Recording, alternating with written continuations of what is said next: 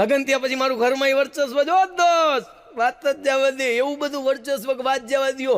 હા, તને ખબર છે સવારે મને કોઈ ઉઠાડી ન હગે, ઘરવાળીની તેવડ નથી, હું જાતે જ ઉઠું. અને ભાઈડો ઉઠ્યા પછી તને ખબર છે ભાઈબંધ, મને સવારે કોઈની ચા પીવેલી ગમે જ નહીં, બનાવેલી ગમે જ નહીં.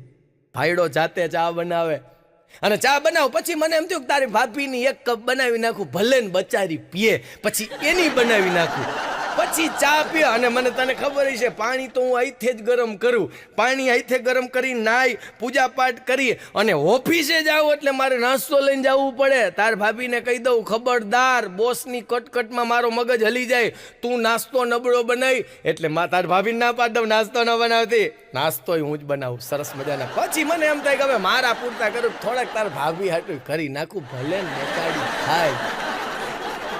નાસ્તો બનાવું